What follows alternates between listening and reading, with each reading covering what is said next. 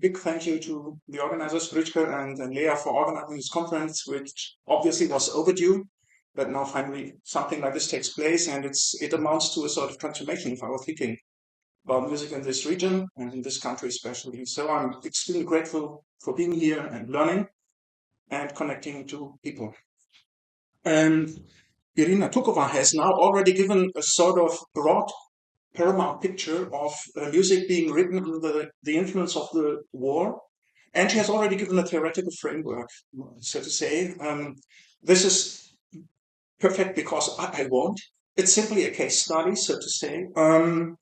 And it's something, maybe you have already read this in our program booklet. I've started in December when in Heidelberg took place a student symposium, and they made they had the big topic, women in music. And since I had done a lecture on contemporary women composers recently, they asked me to open the session appropriately. And so I wanted to combine the aspect of composing women with what would be most actual then. And of course, the most actual element of our times is this war.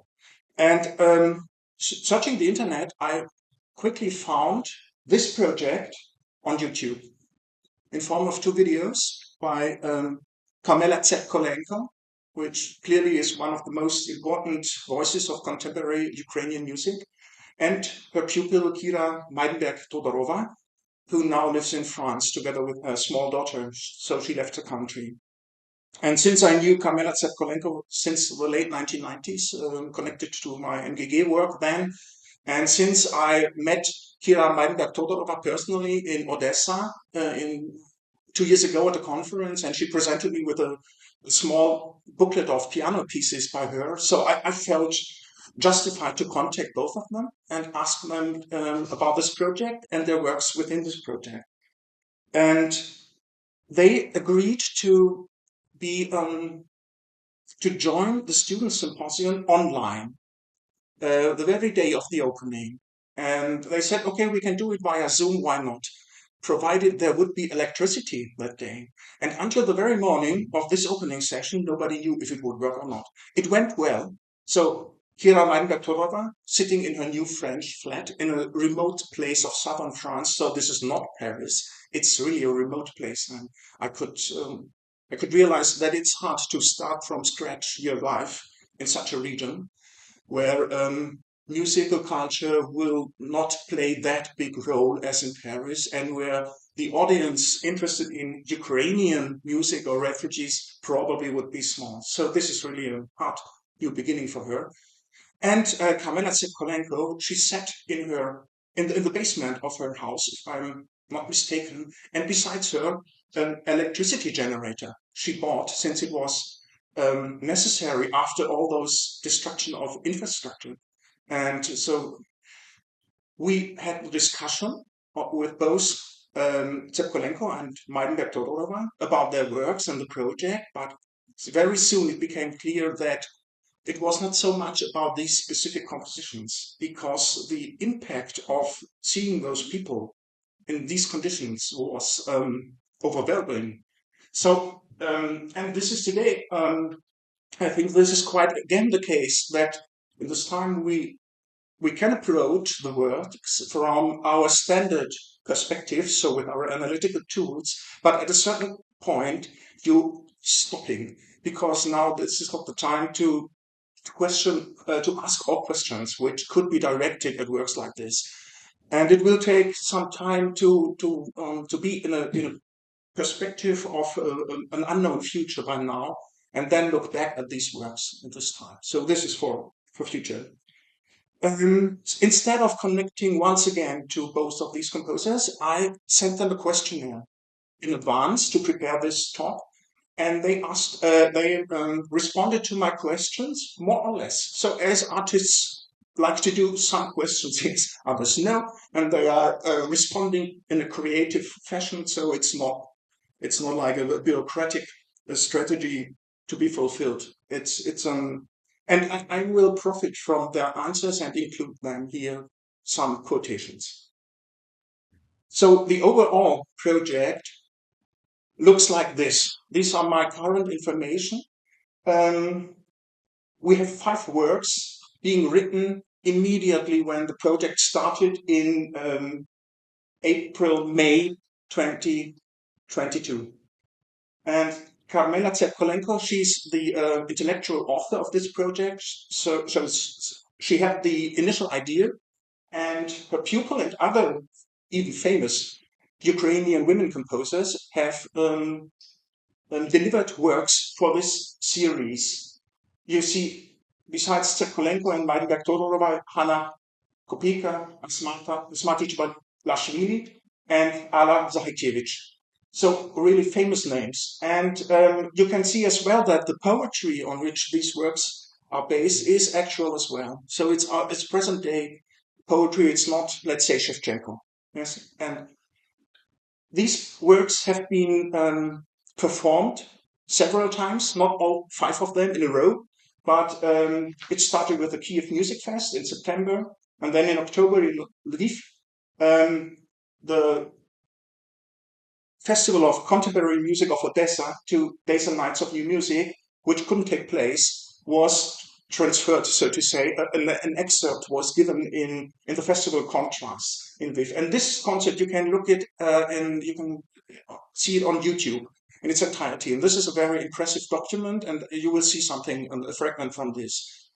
And then it went to a small festival of new music in Eckernförde in Germany, and there are probably other performances already now. I think this is a selective list, but this is what I could gather. And then Karmella told me she had already composed another piece, the cantata based on poetry by Sergei Zhadan. On the other side, she gave me the German incipit, so I'm not sure about this work. But it's not. I think it's not the most important point today to present all of these works and to discuss all of them. I simply want to talk about the project based on the 2 works which I know a little. And obviously Austria has been very active in promoting Karmella Tsepkolenko's last work and broadcasting it, and there are things to follow. Yes, I won't go into biographical detail. For most of you, it would make no sense, and for others, you can look it up. I just will jump to the quotations. And this is what Karmella sent me, beginning with the statement that the war changed the direction of the author's strategy. For some, it turned out to be acceptable and reasonable to leave the country and observe the development of events from the outside, and indirectly reflect the war in their works, or be inspired by other themes. For others, the natural choice was to remain in the country and our own weapon, that is, artistic works to fight the enemy. For such artists, the war focused the main directions of the development of national culture, which were supposed to serve as a guide for the artistic community regarding the current directions of creative search, in order to preserve in works of art the experience of those who are experiencing the current war with Russia. I decided to stay in my country, in my hometown, Odessa, and fight the enemy together with my people, and if possible, depict in an artistic form the course of the struggle, the resilience and steadfastness of the Ukrainian people, the courage and heroism of our soldiers. My weapons are works of art. And then she goes on, the immediate stimulus for her idea was that the festival, 2 days and 2 nights of new music, which was supposed to take place at the end of April 2022, could, because of the war, not take place. I came up with the idea to create a series of concerts, Ukrainian artists with their weapons. Music is our weapon as a motto. And so this became, in transformed form, obviously the women artists with their weapons. And the cast in which she put the first work was predicted by the actual situation of her living. At that time, some members of the ensemble Senza Sforzando, you see them here, this is a photo for Eckernförde, they lived in her house, namely the soprano Tatjana Muljar, and the cello Yevgeny Dovgish, and piano Alexander Perepelitsa. So the first 3 from the left. I decided to write a work for them which is associated with the war by associative links, especially since they themselves asked me to write something because we all live together. So there must be, I think at the basis of this must have been some deep frustration. So having a festival of new music and standing at the center of this festival for many years, and simply it doesn't take place. And you have to look for other solutions. And I think this was one of the energy driving elements that her frustration. She decided to choose a poem by the very famous novelist and poet and essayist Oksana Zabushko, she has been translated in many, many languages. So she's one of the famous voices of Ukrainian literature in our times. And it's a metaphorical poem, obviously speaking about the destruction of Rome by the Goths in ancient times. And we have a juxtaposition of the barbarians which are destroying this or trying to destroy, and which are ignorant of the cultural values of what they are destroying. You can read it for yourself, I think. And on the other side, in the end, Rome still stands as it has always stood. So you cannot destroy a culture which has so deep roots. It's not possible. So it will survive your attack. And sadly, as well, the barbarian will be a barbarian. Varvarom I bude. That means there is no hope for aggressors becoming civilized people. This is a pessimistic view, of course. And it's, Irina Tukova spoke of that before. Of course, it is a contrast of good and evil, of perpetrators and victims. This is exactly what takes place here in this poem. And this is what takes place in the music as well, but on a more abstract level. So it's not a simple contrast of black and white, of course, which would not be possible in music, or it would have been banal. You can have a video production of this work, Chitаючи, історію, reading history, on YouTube. You see that here the same artists are performing the work in a studio atmosphere. And we have the two colors of blue and yellow, it's obvious. And Tatjana Muljar is wearing some clothes with traditional folk elements. So the signal is very clear that here it's about Ukrainian identity. But I have not chosen this one, and we will hear only 2 minutes, the last 2 minutes of the work, which of course doesn't. Yeah, actually. So we will hear the last 2 minutes of this work. So that is the last stanza, where she's saying that Rim still stands and the Barvan will always be a barbarian. And this is the live performance in Lviv, which you can see on YouTube. And at the end, Karmella Tsepkolenko is on the stage. I think it's worth seeing it.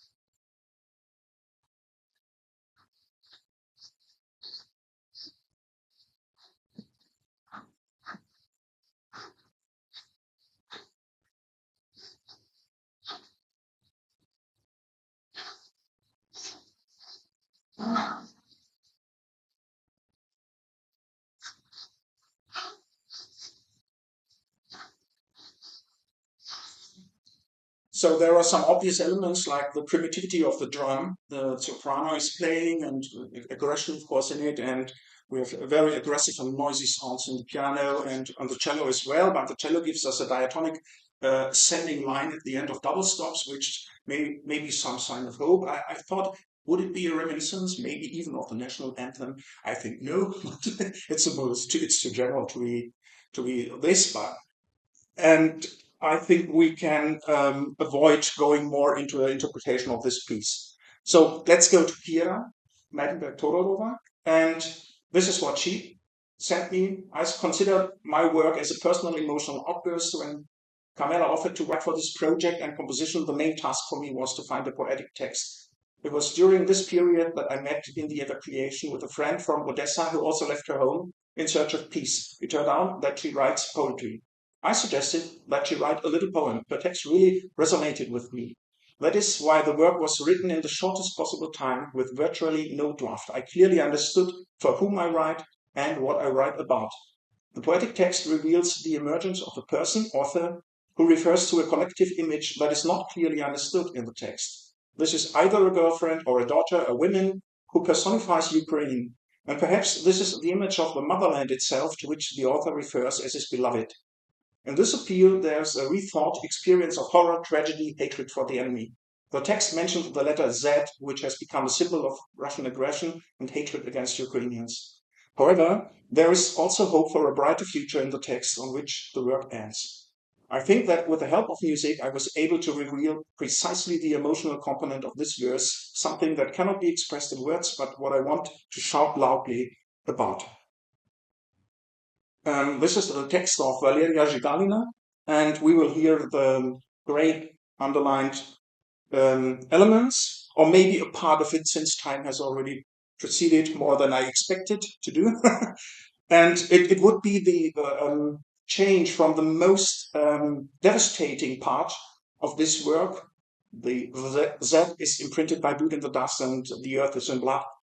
Then there is silence, and the cello and piano start with some very beautiful and poetic idea. So to give an utopic vision of a brighter future. So lilacs is blooming for you, dear. So it's a dream of resurrection. I know that our time is not too short to show all the 2 minutes, but let's start with the devastation.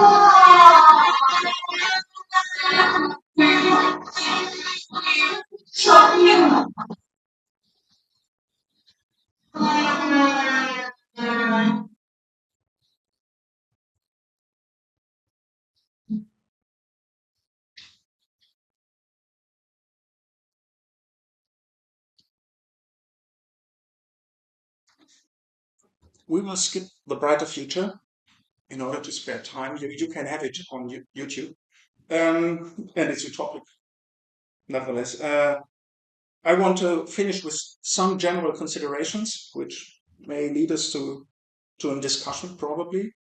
So there is a tradition of art being opposed to war. And in World War I, it was possibly the German art historian Wilhelm von Bode, director of the Berlin museums, who quoted Cicero, and inter arma non silent leges, but not law is silent, but the muses are silent. And you can see a memorial plate of Denmark where it said loquitur caritas, so charity speaking instead of the muses. But all the time it's about women being passive, either as catalysts for artworks or as assisting and helping warriors. Well, there are counter examples. For example, this collection of poetry by British soldiers in the First World War, not poets, but soldiers, and those with an asterisk have died in the war at the time this came out. And we have the combination of a sword and a lyre as an iconographical emblem. And this goes back at least to something like Theodor Körner's Lyre und Schwert. So the same combination and the same iconographical element. These are patriotic poetry of a poet who died in the liberation wars against Napoleon. And his father made the publication of this, and people like composers like Karmella von Weber and Franz Schubert set to music these verses, which are war-inspired verses. So in this case, art is not interested only in beauty and in an idealistic, timeless existence, but it's rooted in present. So are these works of the project of Ukrainian women composers with their weapons, with their artworks. But as I told you, I think we cannot ask all questions these works would merit. So we have to wait for some time when we can talk about them more calmly and in an atmosphere of where, for example, criticism is possible at all. So at the moment, it simply isn't. And the longer I think and hear about this music, I think it will occupy a special place in Ukrainian music history because on the one side, it's rooted in our present. On the other side, they are speaking about the most fundamental dimensions of art and human existence. And that's a lot. Thank you.